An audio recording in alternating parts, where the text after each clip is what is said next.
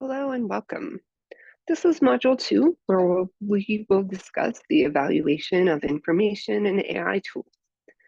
This video in particular will discuss the evaluation practices that are used to look over informational sources and the various acronyms that librarians use to teach evaluation of information.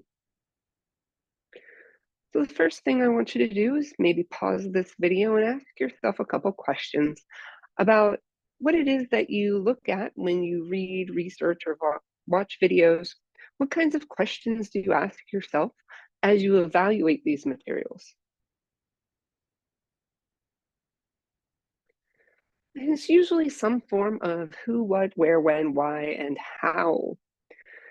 Now, these questions, who is this article for? What is it written for? When was it written? Why is it written? Where is it? How did they come to these conclusions?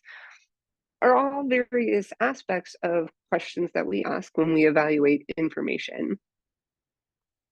And so as we go through the next couple slides here, these are acronyms that librarians have come up with over 20 years or so that discuss the different kinds of questions that we ask ourselves.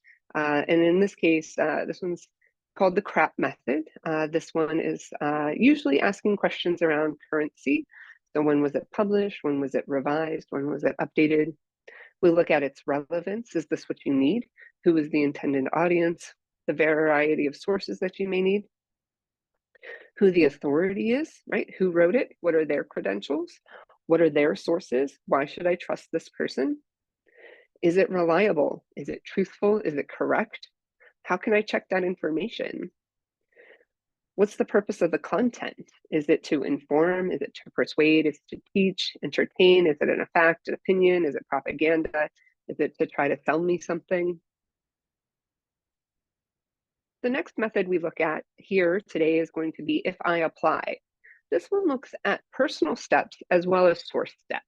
So as we look at our personal steps, so if I identify emotions attached to the topic, find unbiased reference sources that can help provide a proper and informative overview of the topic, and hopefully I can have the intellectual courage that is needed to seek out authoritative voices on the topic that probably fall outside my comfort zone or my original thesis. And then if we look at the source steps, we look at authority being established. Does the author have education, experience, and expertise in the field? What is its purpose or point of view? Does the author have an agenda beyond educating or informing? Who the publisher is? Does this publisher have an agenda?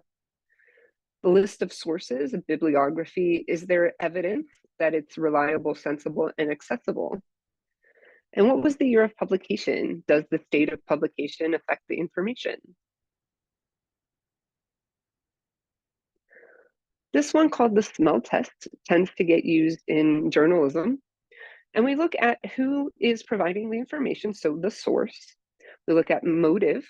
Why is the source providing this information? Again, is it primarily designed to inform, persuade, sell, entertain? What is the evidence? So what evidence is provided to support thesis or gist of the story or message? Different kinds of logic. So is it logically compelling? Does it give generalizations or conclusions? Are they compatible with what we already know?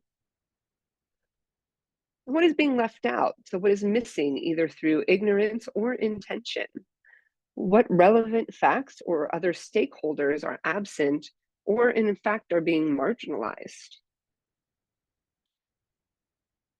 The last one we'll look at today is called ACT UP. Again, we look at things like author. So who is the author? Why, what are their credentials? Why are they writing it? Why should I trust them? How current is it? Is it truthful? Does it contain facts? Is it unbiased? So this doesn't necessarily mean that we can't use it if it is biased, but we should be aware of its biases and take precautions. And perhaps, again, going back to if I apply, maybe seek out other information as well. And the last one here listed is privilege. And this is about who is missing from the research conversation and why, or who is missing from the research population and why. And this can get a little bit more in-depth, and I recommend that you look at some of the notes that are associated with this particular module and video. But as we conclude here, again, we might want to ask ourselves questions along the lines of who, what, where, when, why, and how as we start to evaluate information. We will apply these, we will apply some of this to the modules below as we go through AI tools and AI generated text.